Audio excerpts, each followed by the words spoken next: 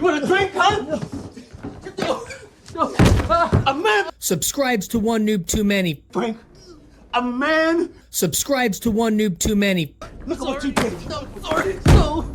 Sorry, Frank, you did this to yourself. Spicy recap coming at you. Let's go. No. We begin looking at a deep forest and the seemingly quaint little town nestled within. Sheriff Boyd walks down Main Street ringing a bell that looks just as old as the town. Cut to the interior of a diner where Sarah the waitress instructs everyone that it's time to go and to get home safely. Get the fuck out! There definitely seems to be some danger lurking just below the surface of this uneasy calm resting upon the town. As the customers leave, we can see Sarah reach towards some sort of amulet or talisman hanging right beside the door. The talisman is covered in what look to be runes or symbols of some sort. The camera pans from the talisman to a jukebox that lights up on its own and plays "We Gotta Get Out of This Place" by the Animals. The sun is going down and the residents scurry into their homes and lock their doors. Boyd continues his jaunt through town and comes across Megan swinging on a swing.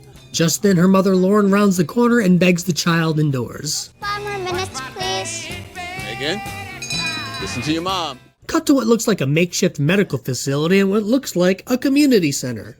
It's here that we see Deputy Kenny Lou playing a game of chess with his father.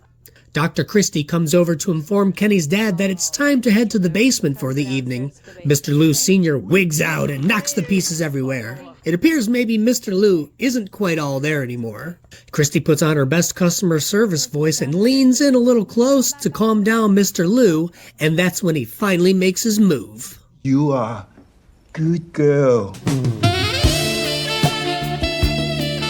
They kindly escort Mr. Lou downstairs and Kenny and Christy step outside for some air, and Kenny confirms that his dad may be starting to slip. They wish each other well and Christy heads back inside. We can see that she also has a talisman just like Sarah's hanging by her door as well. Kenny meets up with Boyd to make sure they are locked up and ready for the evening.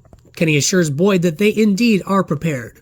Boyd takes one last look over at Colony House and sees a group of kids hanging outside. The fuck y'all looking at? Once they head inside Colony House, Boyd retires inside the post office, where we can see it's been 96 nights without incident. Cut to Frank, the father of Megan and the husband of Lauren, living his best life. It appears he's had one too many. The bartender says fuck it and pisses off, leaving Frank passed out on the floor. We switch back over to Lauren and Megan waiting for Frank to come home. It feels like Lauren's been here before, and she implores Megan to go upstairs and say her prayers. Suddenly, an old woman's voice can be heard beckoning for Megan to open the window. Megan, it's Grandma. Come to the window. But I'm not supposed to. Megan, being the third smartest girl in her class, opens the window, where the old woman turns into Richard Simmons, and they all dance the night away. Just kidding, she turns into a monster. I'm sure it's okay, though. Now enter the Matthews family traveling in their RV. Julie is telling her younger brother Ethan a story and tormenting him by killing off his imaginary finger puppet friend, Norman. Mom, Julie killed Norman. Your kids are soft. Heading back to the village, and we see Frank heading home. Villagers are gathering outside Frank's house, and as he approaches, Boyd storms out of the house to calmly ask Frank what's up. What'd I tell you, Frank? It got late and I didn't. Boyd shows Frank the bodies of his loved ones, and on his way out notices a talisman laying on the floor and puts it in his pocket. Anyways, it seems the family RV can go no further as there is a giant tree blocking the road. Jim gets out to scope it out, and Tabitha steps out to ask stupid questions. Why is there a tree in the middle of the road? I don't know. Not having much of a choice, the family get back into the RV and turn around to find another route. Cut back to Donna, the caretaker of Colony House. She's in the garden and Boyd steps in to say that he needs to see his son. We have an arrangement, Sheriff.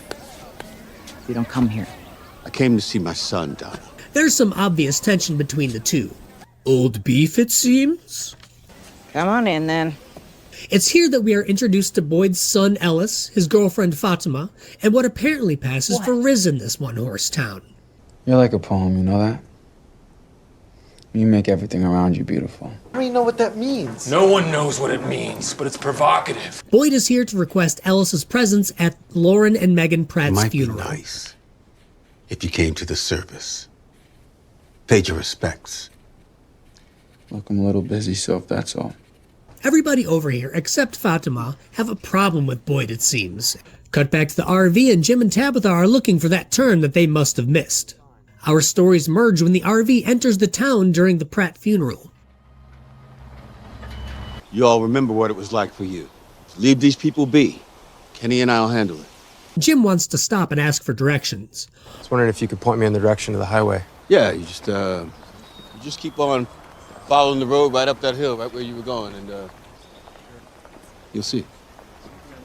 Back on the road, Julie continues to torment Ethan by bringing up the crows. You know there's a name for what those crows did back there? When they all, got in a group like that? It's called a murder.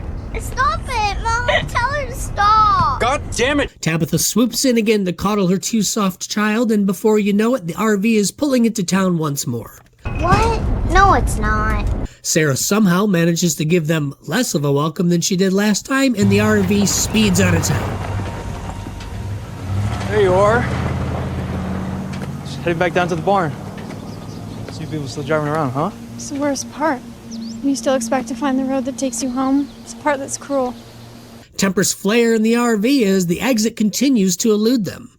Confusion enters the chat when Jim notices a familiar peek to an old barn. They've returned to the town once more. What the fuck is going on? Not in the mood for games anymore, Jim turns the RV around and floors it back the way they came. The RV flies by Kenny and Boyd, and Kenny asks him if he thinks they're ready yet. Think they're ready? Go ahead, get the strip.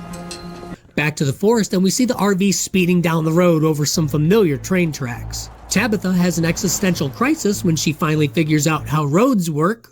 How is this possible? The same road can go in a circle one time and then go in a... We're on the same road. Hark, what is this? Another car is heading towards the RV. Suddenly, the car swerves at the RV, forcing it off the road. The caravan takes a tumble, and thanks to a timely concussion, Tabitha is knocked out and finally, mercifully, silent. Jake says thank you. Jim finds himself pinned by a tree branch as Julie comes to. Jim shouts for Ethan, and we see that he has a splinter. Jumping scenes, we see the car is crashed into a tree, and a man named Toby gets out. He comes across Boyd and Kenny as they are placing the spike strip. He mentions the accident, and the two men spring into action. Kenny brings homeboy to Christy at the clinic/nursing home, and Sheriff Boyd heads towards the accident. A man lying in the back seat of the car opens the door, looking a little confused and a lot like the Sheriff of Rottingham from Robin Hood Men in Tights. This is Jade, and he is either dazed, drunk, drugged, or some combination thereof. Boyd comes across Jade first, and with the sun going down, he handcuffs Jade to the car for momentary safekeeping. Boyd heads over to the RV and starts making his way inside. Seeing Ethan's predicament, Boyd moves to get everyone else out of the RV first. Kenny rallies the troops, and the townsfolk arrive to help. Hey, where are the white women at? With everyone except for Ethan safely out of the wreck and the sun setting soon, Boyd and Christy come to the uncomfortable conclusion that they won't be able to extract Ethan safely before the sun sets. Can you stitch the kid up inside the I don't know RV? Will that even work? I don't know. Well, that's just great. It'll work. Back at the clinic, Sarah is awkwardly comforting Toby the driver. He expresses guilt about the accident, insinuating that maybe he was driving while impaired. Sarah assures him that everything will be okay and that maybe it's time to, oh my god. Okay, never mind. She stabs him in the neck with an ice pick. I told you that bitch crazy. Back at the RV, the gang has completely run out of time. I'm sorry. I know this is, but we gotta go. Like right now. Jim convinces his family to go to the town with Kenny, and he'll stay back with Christy and Sheriff Boyd to tend to Ethan. On their way back, though, they drive over the spike strip meant for the RV, and everyone is forced to hoof it to Colony House. It's very important that we get inside as soon as possible. So that means that you run as fast as you can. No matter what you see, no matter what you hear, you do not stop. You understand me? Back in the RV, Jim notices Boyd placing the amulet in the window. What are you doing? Doing my best to keep the RV safe. Just as Boyd begins to explain the situation, Ethan has a violent seizure, and we hear growls emanating from the woods. Boyd announces, They're coming.